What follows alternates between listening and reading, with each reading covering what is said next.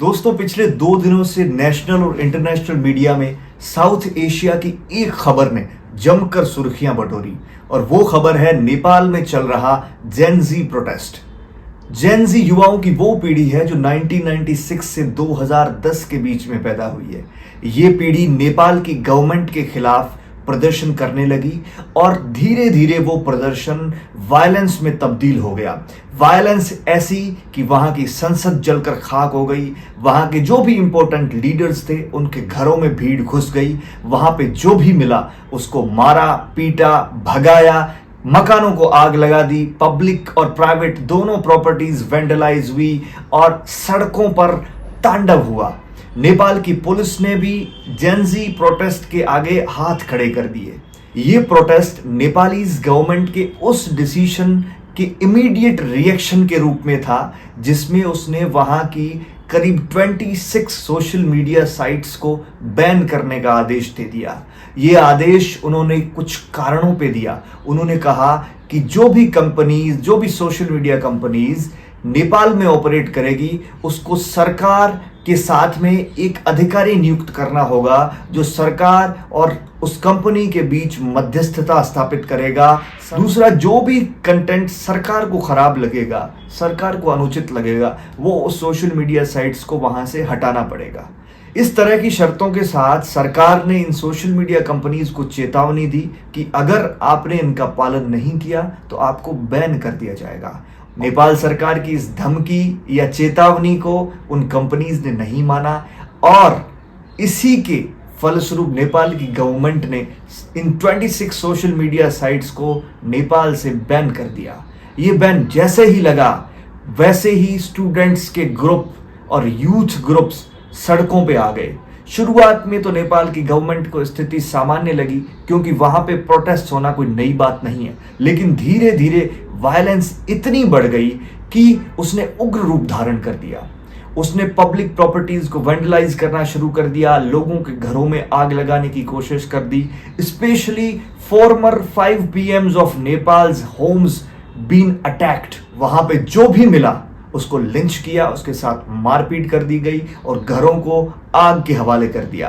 पूर्व PM Jhalanath Khanal, Sher Bahadur Deuba, KP Sharma Oli, पुष्प कमल दहल प्रचंड और माधवराज नेपाल के घरों को आग के हवाले कर दिया। वैसे ही सरकार के जो दूसरे मंत्री थे उनको सड़कों पे दौड़ा दौड़ा कर पीटा, उनके ऊपर वायलेंट अटैक्स हुए।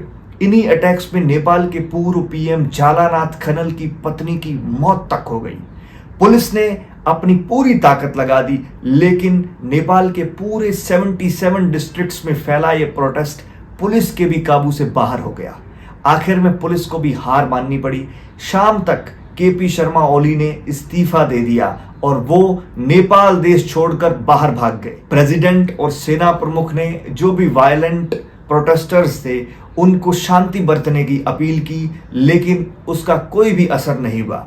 दरअसल कहने को तो ये प्रोटेस्ट एक इस इमीडिएट रीजन से शुरू हुआ कि सारे सोशल मीडिया साइट्स थे उनको बैन कर दिया गया, लेकिन इसके मूल में नेपाल में सालों से नेपाली पॉपुलेशन में पल रहा एक डिसकंटेंट, एक सरकार के प्रति जो नाखुश होने की प्रवृत्ति है। सरकार के द्वारा डेवलपमेंट, एम्प्लॉयमेंट जनरेशन और इन्फ्लेशन रिडक्शन की कोई भी कार्रवाई न किए जाने के बाद उनमें भयानक रोष था। नेपाल से हर साल 4 लाख लोग पलायन कर जाते हैं दूसरे देशों में रोजगार की तलाश में, यानी कि हर दिन 1000 लोग नेपाल छोड़कर दूसरे देशों में जाते हैं। वहां पे एम्प्लॉयमेंट नहीं है। ट्रांसपेरेंसी इंटरनेशनल जो कि दुनिया में भ्रष्टाचार, करप्शन परसेप्शन इंडेक्स निकालती है, उसकी जो रीसेंट रैंकिंग है उसमें साउथ एशिया में नेपाल पहले नंबर पर है। भ्रष्टाचार तंत्र की चपेट में आ चुका ये देश पूर्ण रूप से पॉलिटिकल क्लास के हाथों में था। सन 2008 में वहां की राजशाही व्यवस्था का पूर्ण उन्मूलन कर वहां पे पॉलिटिकल सिस्टम की शुरुआत हुई। 2008 के बाद के सालों में कुछ पॉलिटिकल फैमिलीज ने नेपाल की पॉलिटिक्स पर कब्जा जमाए रखा। एक के बाद एक यही लोग नेपाल में सत्ता को हथियाते रहे।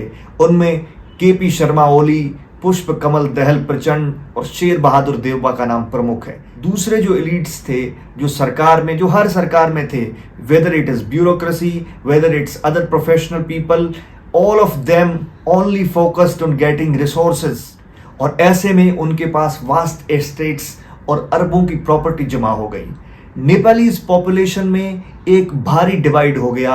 एक कुछ परसेंट रूलिंग एलिट्स है जिनके पास देश दुनिया की सब दौलतें हैं, उनके पास लग्जूरियस और लेविश लाइफस्टाइल है, और दूसरी तरफ maximum population, more than 98% of the population है जो कि भूखमरी, अनएम्प्लॉयमेंट, गरीबी और महंगाई की मार झेल रही है। ऐसे में ये जो सिमरिंग डिस्कंटेंट था उसने स्टूडेंट प्रोटेस्ट के रूप में वायलेंस का रूप लिया और सरकार को उखाड़ फेंका। नेपाल में पिछले कुछ महीनों से सोशल मीडिया पे एक नैरेटिव बनना शुरू हुआ कि यहाँ पे जो पॉलिटिकल क्लासेस है उन्होंने नेपाल के विकास में सबसे ज़्यादा बाधाएं उत्पन्न की है।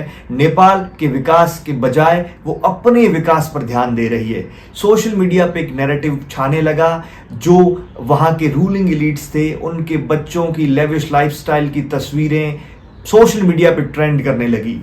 उनको नेपो किड्स और नेपो बेबीज नाम से पुकारा जाने लगा और लोगों के बीच में भावना फैल गई कि इस तरह के तंत्र को उठाकर उखाड़कर फेंक देना होगा। जब सोशल मीडिया में इस तरह का नैरेटिव सेट होने लगा तो सरकार बौखला गई। सरकार को लगा हिस्ट्री को देखते हुए कि इस तरह का कोई भी मुद्दा नेपालीज पॉपुलेशन में बहुत आसानी से पैर पसार सकता है, तो उन्होंने सोशल मीडिया को कंट्रोल करने की कोशिश की। और सोशल मीडिया कंपनीज ने जब सरकार के इशारों पे चलने से मनाही कर दी तो उन्होंने सोशल मीडिया कंपनीज को धमकाने और नेपाल से बाहर करने की कोशिशें की। इसी कोशिश में जब social media companies Nepalese government के कंट्रोल से बाहर होने लगी तो उन्होंने इन कंपनीज को बैन कर दिया। एक ही झटके में सारी सोशल मीडिया साइट्स और एप्लीकेशंस बंद कर दिए गए। जेन ज़ी की पॉपुलेशन सोशल मीडिया पे एक्टिव रहने वाली पॉपुलेशन है। उनको इस तरह का आघात बर्दाश्त नहीं हुआ। जैसे ही वो सड़कों पर उतरे तो पुराने समय से चली आ रही डिस्कंटेंट ने उग्र रूप धारण कर लिया। देखते ही देखते भीड़ इतनी बेकाबू हुई कि वहां के संसद भवन को भी जला के राख कर दिया। जो वहां की डेमोक्रेसी का जीता जागता एम्ब्लेम था, सिंबल था, उसको भी खाक के हवाले कर दिया। आखिर में सेना ने मोर्चा संभाला है, लेकिन अभी भी हालात सामान्य होने का नाम नहीं ले रहे हैं। ऐसे में ये देखना होगा कि आने वाले समय में नेपाल की परिस्थितियां, वहां की इंटरनल पॉलिटिक्स किस तरह का रूप अख्तियार करती है।